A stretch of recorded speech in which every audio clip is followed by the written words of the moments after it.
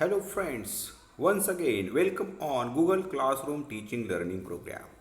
Dear friends, last two lectures we already discussed about group discussions and we understand here what is group discussions, the benefits of the group discussions, then different perspectives of group discussions, then uses of group discussions, what is a group discussions, definitions of the group discussions. There are various types of group discussions. So dear friends, here how is it conducted group discussions? Now the remaining part of the types of group discussion, how to speak, that is the factual topics, abstract topics, controversial topics, case study based. These are the types of group discussions. Then benefits of the group discussions. Then pre-plan of group discussion, prerequisite or pre-plan of group discussions.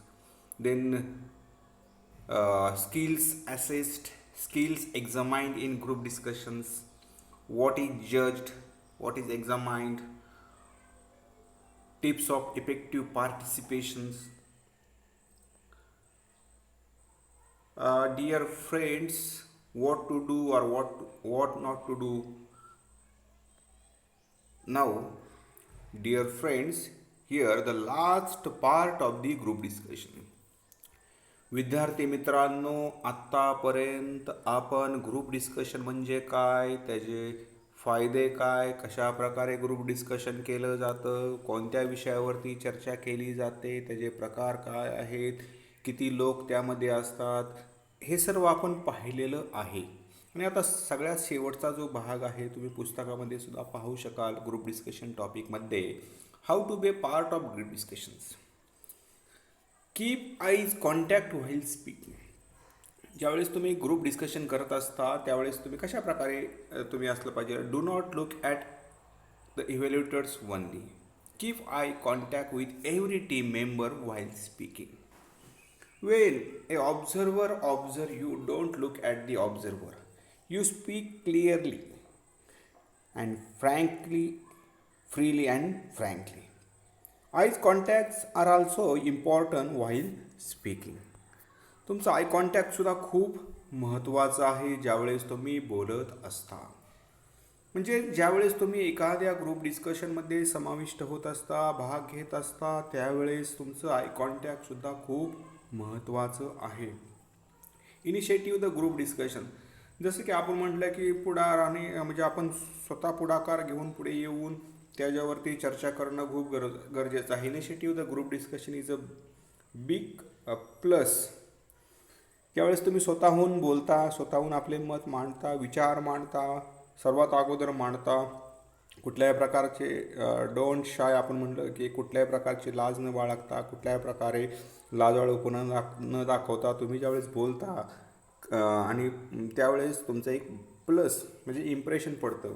But keep in mind initiative the group discussion only Wien you understood the group discussion topic clearly.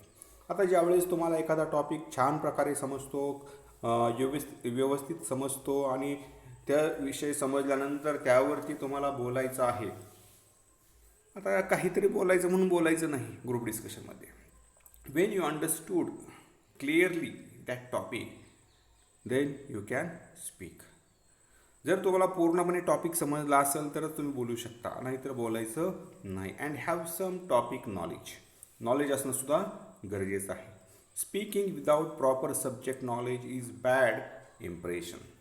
आता तुम्ही विनाकारण जर बोलत राहिला, आपल्याला जर त्या proper subject knowledge नसेल आणि विनाकारण जर बोलत राहिला तर त्याचा उपयोग होत नाही. म्हणून विद्यार्थी मित्रांनो, ज्यावेळेस तुम्ही ग्रुप डिस्कशनमध्ये बोलत असता तर त्या विषयाचं पूर्ण ज्ञान तुम्हाला असणं खूप गरजेचं आहे. जर तुम्ही विषय सोडून विषयांतर केलं तर ते बॅड इम्प्रेशन असतं. Allow others to speak. आता हे सुद्धा खूप महत्त्वाचं आहे. केवळ एकटाच बोलतो आहे, एकटाच बोलत चाललेला आहे, दुसऱ्यांना बोलण्याची संधी देत नाही, तर ते सुद्धा काय आहे, बॅड इम्प्रेशन आहे. कारण ज्यावेळेस तुम्ही बोलता त्यावेळेस थोडंसं थांबायचं आणि त्या दुसऱ्यांची मतंसुद्धा ऐकून घेणं गरजेचं आहे. म्हणून म्हणलं जातं allowed others to speak, do not interrupt anyone in between while speaking. ज्यावेळेस दुसरा आपलं मत सांगत असतो त्यावेळेस मध्येच त्याचं संभाषण आपण मोडायचं नाही किंवा डिस्टर्ब करायचं नाही, तर त्याला पूर्णपणे बोलून दिल्यानंतरच आपलं मत मांडायचं.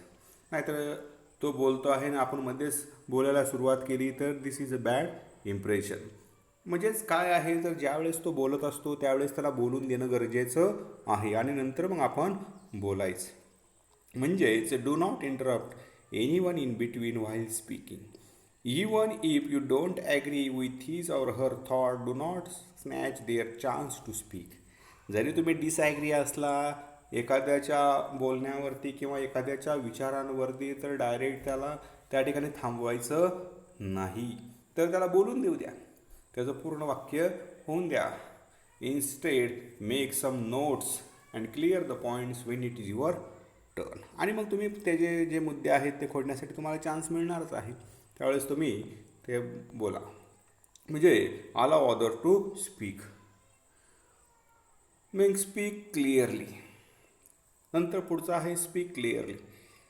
Wien you want to speak in a group discussion, speak clearly, speak politely. Very important, speak politely. नम्रतेने बोला, अतिशय नम्रतेने, सौम्यपणाने त्यामध्ये बोलणं खूप गरजेचं आहे.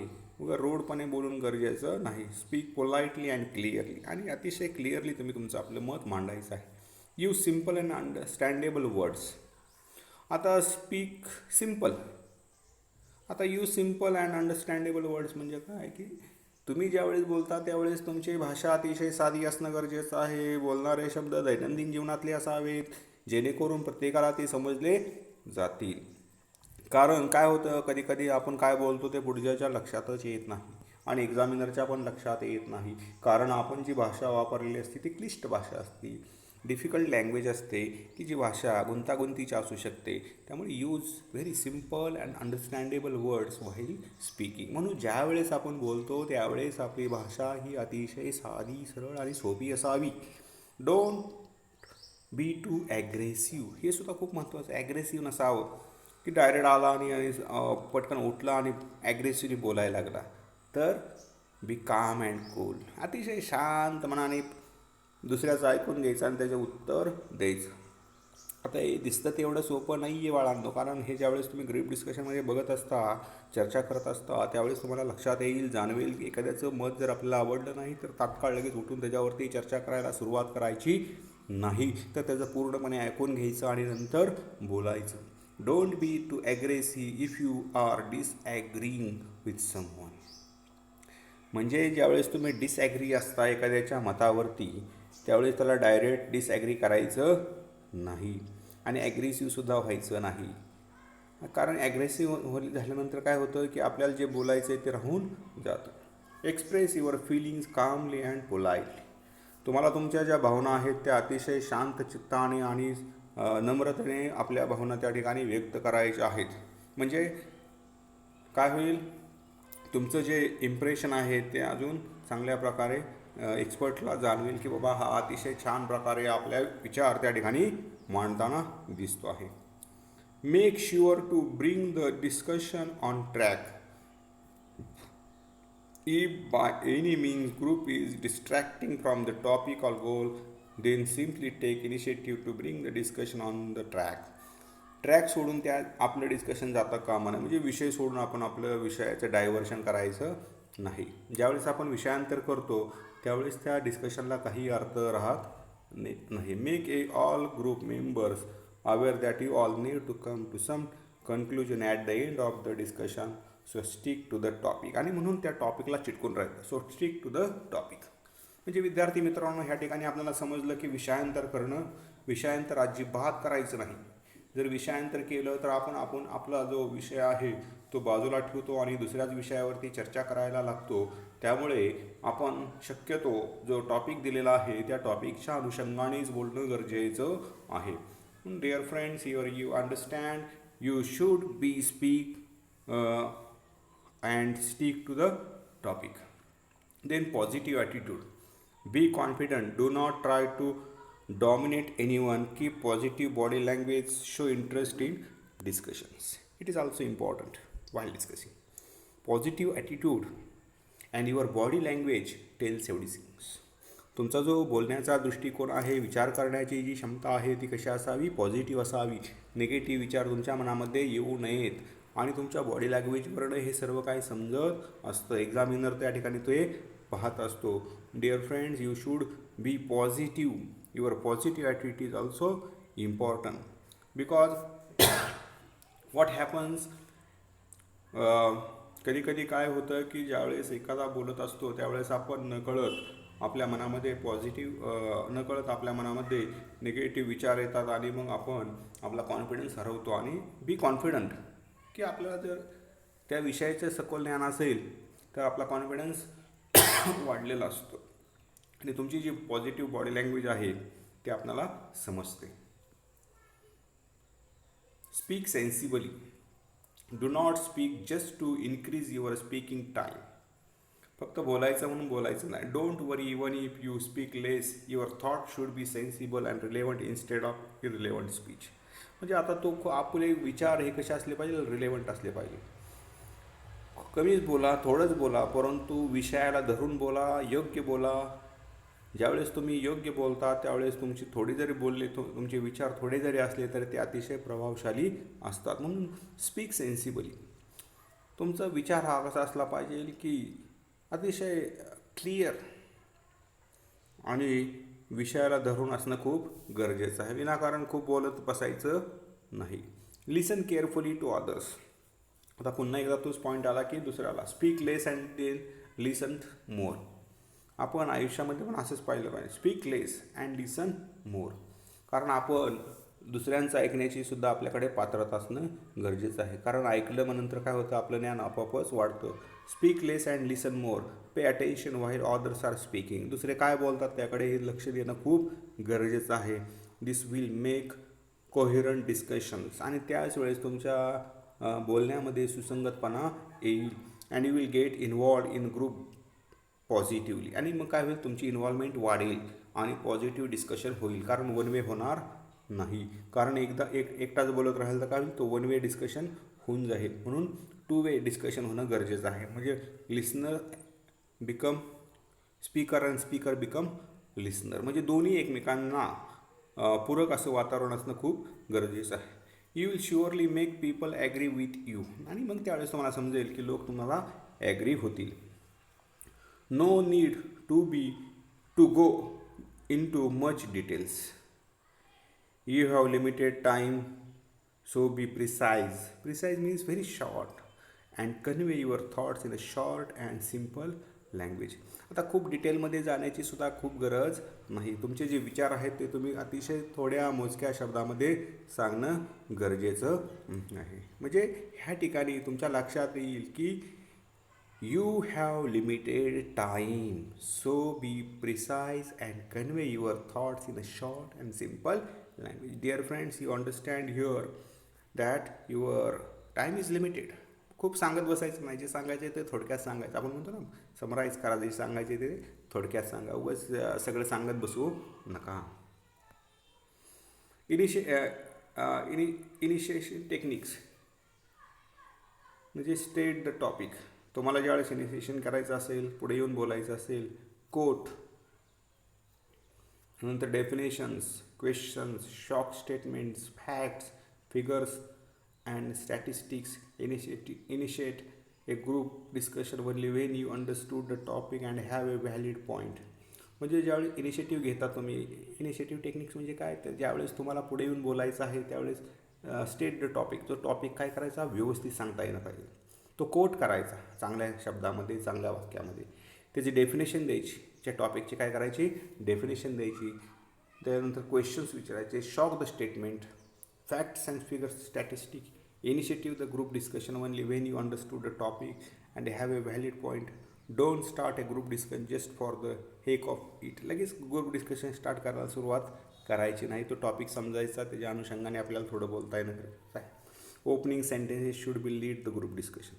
कारण ज्यावेळेस तुम्ही इनिशिएटिव्ह करता म्हणजे स्टार्ट करता, इनिशिएशन म्हणजे काय, स्टार्ट करणे. ज्यावेळेस तुम्हाला बोलायला संधी मिळते ना, first impression is the last impression. तुमचं बोलणं अतिशय मोजकं, तंतोतंत आणि विषयाला धरून असणं गरजेचं आहे. म्हणून opening sentence should be lead the group discussion. Keep it brief. आणि ते अतिशय थोडक्यात असणं गरजेचं आहे. उगाच लावत बसायचं नाही. म्हणजेच ह्या ठिकाणी ज्यावेळेस तुम्हाला एखादं ग्रुप डिस्कशन स्टार्ट करायचं आहे त्यावेळेस हे पॉईंट्स लक्षात ठेवणं गरजेचं आहे, मनात ठेवायचं आहे. आता हे सगळं आपणाला लिहायचं आहे का नाही, तर आपणाला फक्त ह्या टेक्निक्स दिलेल्या आहेत. आता हे ग्रुप डिस्कशन आपल्याला ॲक्च्युली कसं आहे, प्रश्नपत्रिकेमध्ये कशा प्रकारे प्रश्न विचारणार आहेत, तर कल्पना करून त्यावरती ग्रुप डिस्कशन करायचे. 3-4 इमॅजिनरी कॅरेक्टर्स तयार करायचे आणि लिहायला सुरुवात करायची. आता ग्रुप डिस्कशन नाव सी इन बुक. आता पुस्तकामध्ये दिलेलं आहे ते पहा. A group discussion is a formal discussion conducted on a topic among a group of 10 or 12 participants. आता पार्टिसिपंट्स किती असतात? एक तर 10 to 12. सहभाग घेणारे 10 ते 12 जण असतात. आणि हे फॉर्मल डिस्कशन असतं, औपचारिक डिस्कशन असतं. यामध्ये इन्फॉर्मल कुठलीही गोष्ट आणायची नाही. The participants analyse the topic from their respective angles. जे पार्टिसिपंट्स आहेत, जे सहभागी झालेले आहेत, त्यांनी प्रत्येक दृष्टिकोनातून त्या विषयाकडं पाहणं गरजेचं आहे. And present their views and opinion. आणि मग त्यांची मतं मांडायची. The group is given a topic.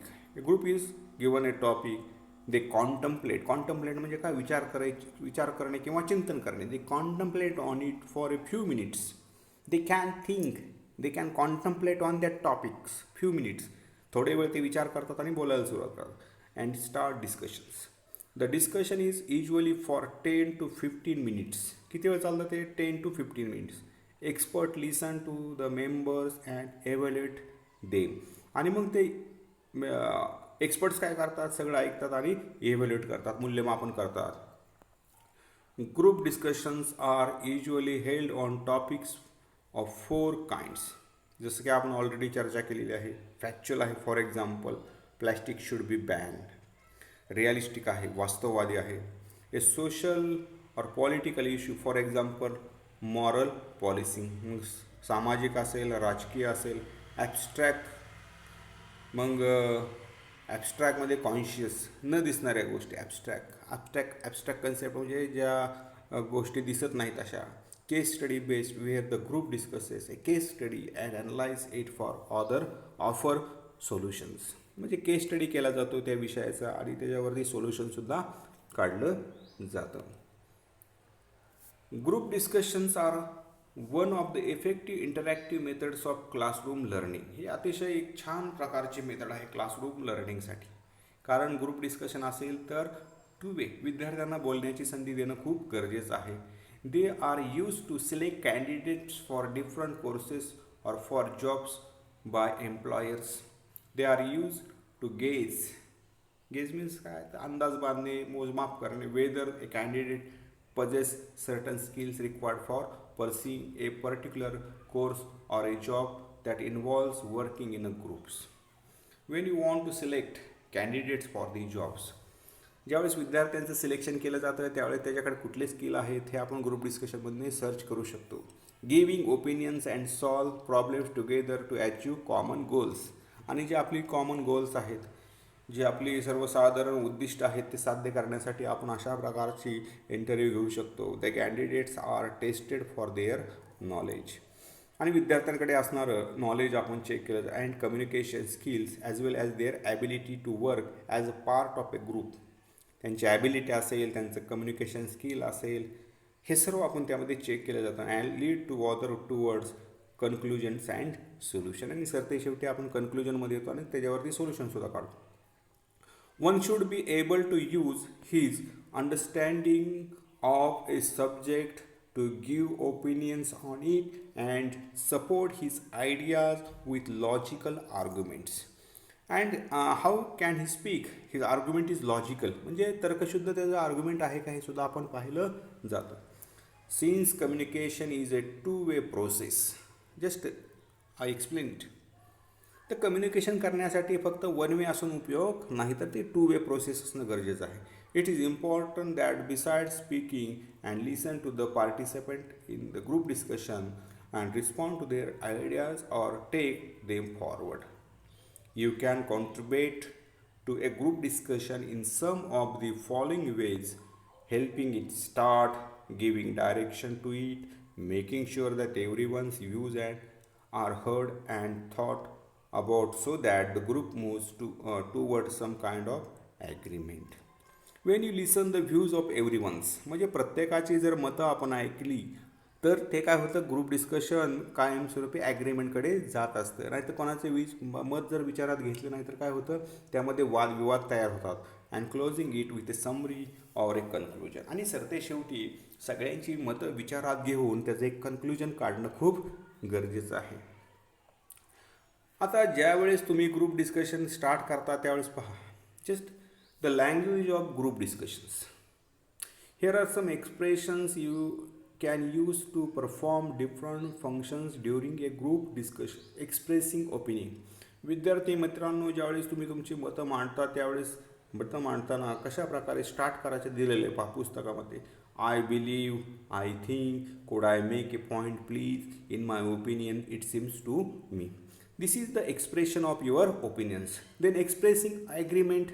Absolutely, you are right, I fully agree with you. This is the agreement you can accept. म्हणजे ज्यावेळेस तुम्ही बोलता ना त्यावेळेस तुमचं हे महत्त्वाचं आहे. एखाद्याचं जर ऐकून घेतलं आणि त्याला मत पटलं तर ॲब्सोल्युटली यू आर राईट असं सांगायचं त्याला. Expressing disagreement. आता आपल्याला एखाद्याचं मत पटलंच नाही तर काय करायचं, I am afraid, I don't agree with you, I am sorry but I see it a little differently, I can see your point but you may have something there, but I respect your point of view, but I'm sorry I can't go along with you all. These are the disagreement expressions. ज्यावेळेस विद्यार्थी मित्रांनो तुम्हाला डिसॲग्रीमेंट करायचं असतं त्यावेळेस तुम्ही direct न बोलता अशा प्रकारे जर बोललात तर तो सुद्धा खुश होतो. कारण डायरेक्ट जर त्याला नकार दिला तर त्याला राग येतो. मग त्याऐवजी आपण आय एम सॉरी म्हणायचं, I respect your point of view, तुझ्या दृष्टिकोनातनं बरोबर आहे, मी तुझा आदर करतो, आणि पुन्हा मग म्हणायचं बट. सजेस्टिंग. आता काय सजेस्ट करायचं असेल तर I think we should, why don't we, let's, couldn't we, don't you think we could. एखाद्याला सजेशन द्यायचं असेल तर अशा प्रकारे स्टार्ट त्या ठिकाणी करणं गरजेचं आहे. Asking for opinion. आणि एखाद्याला विचारायचं असेल त्याचं मत, what is your opinion on, तुमचं मत सांगावं.